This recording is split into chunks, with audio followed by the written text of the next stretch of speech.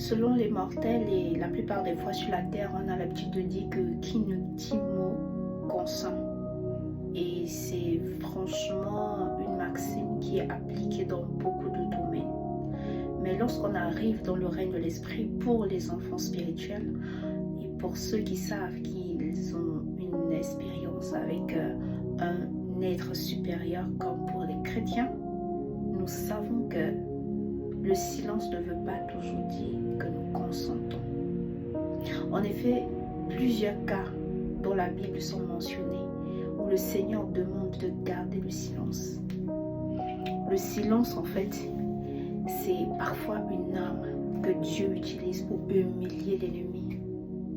Et le silence ne se pratique que par celui qui est capable de le faire. Tout le monde n'a pas la capacité de garder le silence.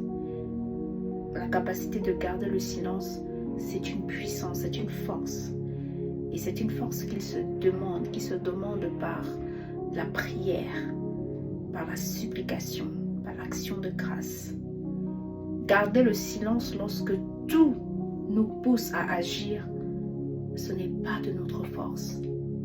Garder le silence lorsque nous sommes en face des choses qui nous poussent à rougir, ou même à nous émouvoir, et plus encore à nous mouvoir, ce n'est pas de notre acabit en tant qu'être humain.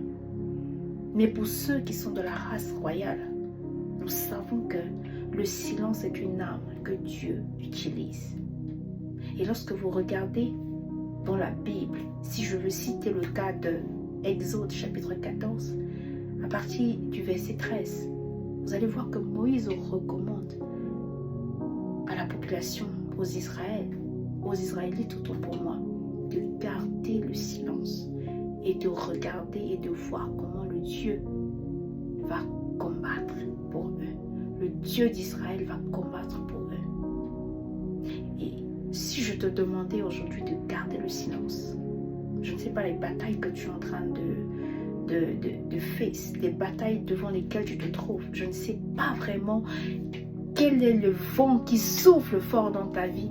Et si je te demandais de garder le silence et de ne pas avoir peur, mets ta confiance en l'Éternel.